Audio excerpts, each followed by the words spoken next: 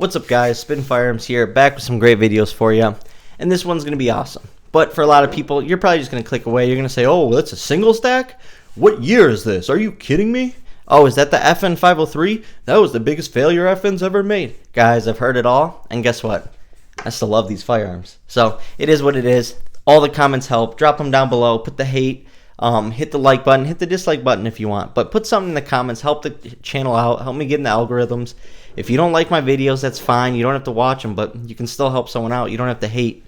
Anyways, today we're going to be talking about pocket work carry, right? And first off, I just want to say this is how I do it.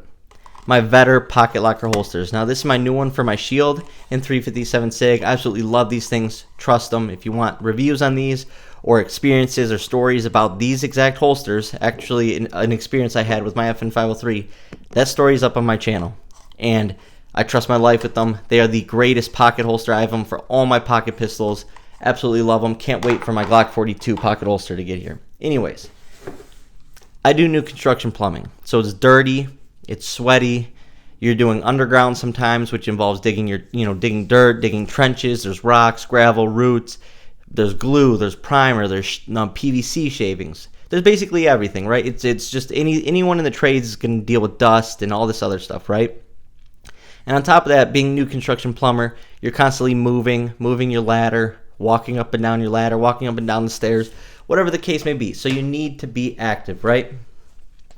And so what I did is I carried a bunch of different firearms, and I learned that some rust easy, some collect a lot of gunk easily, some just aren't meant for deep pocket carry in dirty environments, and I just finally found the firearms that work really well, and they sort of fit this overall balanced mind state of why I carry that. And that's how I justify carrying it regardless of capacity.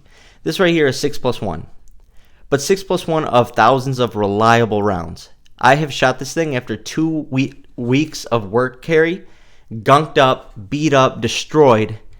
Not a single hiccup when I shot it. I kid you not, I shot my hollow points. I literally went to my aunt's tree farm, racked the slide, dumped a mag, just dust everywhere, dirt, stuff flying out of it. Took it apart later. The striker was completely gunked up. Not a single hiccup. All that did was teach me, hey, I need to start cleaning this more often than I am in order to continue to pocket carry like this. But also look at that finish. That's 3.5 years of being in a sweaty, dirty pocket. Not a single speck of rust. Now, I do take care of my firearms, but at the same time, pretty unbelievable. And yes, it is beat up, and there's a bunch of, little nicks and gunk, and it just is what it is. That's just part of it. So that's why I sort of made this firearm my work carry. So whenever it's work hours, this is what I carry. And I thought it was the greatest thing. Also, it has a metal trigger that's absolutely super nice, super smooth, but it's not too short.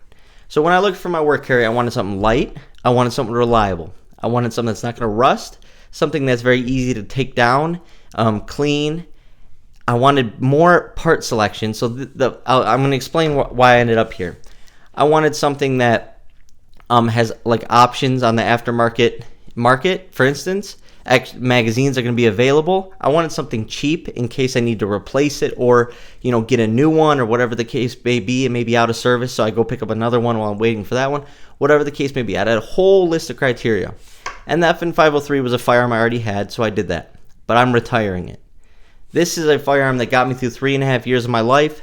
I trusted it. I never doubted it. Nothing. But I've switched over to the M&P 40 Shield chambered 357 SIG, and here's why.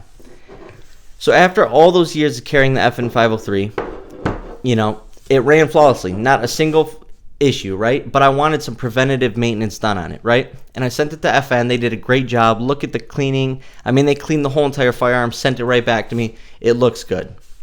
Now, it still runs everything. It's flawless. Love this thing. But the problem for me is, if that did ever happen again, I started looking up parts online. If I wanted to replace a part because I've been using it too much and I feel like a part on there is about to go, it was extremely hard to find parts for it.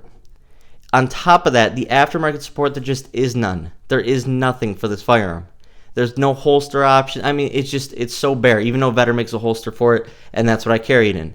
But it just left me very limited. And if I'm going to carry something like this for years at a time, I need to be able to buy extra parts kits just so I can swap out, on the go as I go. I need to be able to buy extra mags easily, whatever the case may be. And that's where the shield idea came in. I got a ported 40 shield Performance Center a couple months ago because I used to have this exact firearm, and I loved it. I loved 40. I loved everything. And I live somewhere where it gets cold, and people are going to be wearing Carhartt jackets and big puffy parkas, and you know what it is. And I wanted something that's powerful, reliable, concealable. I can still move around, but also has that whole aftermarket side to it. And that's where I came up with the 40 shield. The 40 shield has been around for so long, you can find anything for it. And I have. I've done little things to it, like just a back plate and base plate. I put mag guts in it, so it's 7+1 of reliable 357 SIG. Like I said, conversion barrel. I got 2 357 SIG conversion barrels for it. So I'm already stocking up on parts for it to last me years to come, because this is the perfect thing. This thing fits in my pocket. It also fits in my Vetter soft tuck holster when I carry 3 o'clock, because it all depends. My life isn't just linear, right? Sometimes I have to carry this way. Sometimes I have to carry this way. Sometimes I have to carry this way. It is always changing, so I like to be versatile. 99% of the time at work, I will be pocket carrying in a Vetter pocket locker holster, which is absolutely great. Has retention, has the claw, has the push-off tab. Great holsters. But I need to be able to be versatile, and you just couldn't find a lot of that with the FN 503. Also, aftermarket sights, and the finish on the slide is great. So I ended up going with this, but the main reason was for the power for its size. 6+1 of 9mm versus 7+1 of 357 SIG. And you're just going to say, oh, that's an extra round. It's an extra round of 357 SIG, though. And 357 SIG is a bottleneck cartridge that was designed to be not only super reliable, but extremely fast. It's basically a 40 casing with a 9mm projectile. And that's exactly what I need out here in the cold, in the winter, when I'm working. Because here's the thing, it's not just while I'm at work. When I'm driving home from work, when I have to stop at the grocery store to get something, to get a prescription for my family, whatever the case may be, it's going to be on me. So I want something that can be able to go in all situations and be ready. A lot of people out here talk about that they won't carry 380 in the winter, even with extreme penetrators and lay rounds and stuff like that, simply because it won't do anything. And that's where I always go back to the Civil Liberty Defense rounds in 357 SIG. They take your the recoil, and they take off 40% of it. I've seen studies 40 to 60% of recoil is less. So think about it. You're shooting a powerful round over 2,000 feet per second out of a 3.1 inch barrel, and you're getting 50% of the average recoil. Absolutely awesome. So it's going to be, sorry guys, it's going to be fast follow-up shots. Always keep a backup mag. You're going to have power. You're going to have a great, reliable defensive round. Like I said, a firearm that you can basically find parts for anywhere, at any time, in any place. So that is why I chose the M&P 40 Shield, but chamber in 357 SIG. And so far it's ran flawlessly. It's been reliable. Shout out to TR Enabling for making the barrels, or selling the barrels. Remsport makes the barrels. Remsport's been a great company, so shout out to them as well. But this is just a perfect overall firearm. I mean, I can literally put the extended mag in this, or the larger mag, and that's 9 rounds. 9+1, or 9 total rounds of 357 SIG. 8+1, sorry guys, with mag guts. And that will allow me to get my pinky on there if you want that. Just a great overall defensive firearm for literally anything, for going anywhere and doing anything. But that is how I chose my work carry. But I do want to say the FN 503 is still one of my favorite firearms of all time. I kid you not. And people are going to say it's a single stack. It's stupid. Why not just get the FN Reflex? Why not just get the Canic? You guys, it's about what the firearm's done for me, and it's been there for me, and it's been reliable through some crazy situations that I've shot my Canic clean and bare at like 800 rounds and had issues with it. I shot my FN 503 like 2,500 rounds in, completely gunked up, not a single hiccup, with some crappy defensive ammo. I mean, like, it's just one of those firearms that is meant to take a beating. Same with the Shield. These single stacks like this, because they weren't just going all out like the FN Reflex. They're trying to save weight. They're trying to save space. There's nothing against this firearm. I love this firearm. But like the Hellcat, the P365, it feels cheaper. It feels like less material, and it is. It's a smaller overall footprint. But these are a little heavier, a little thicker, a little thicker. I mean, this way,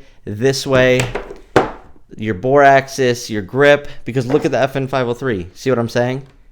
So it's just a little bigger in each dimension, but that all helps with shootability.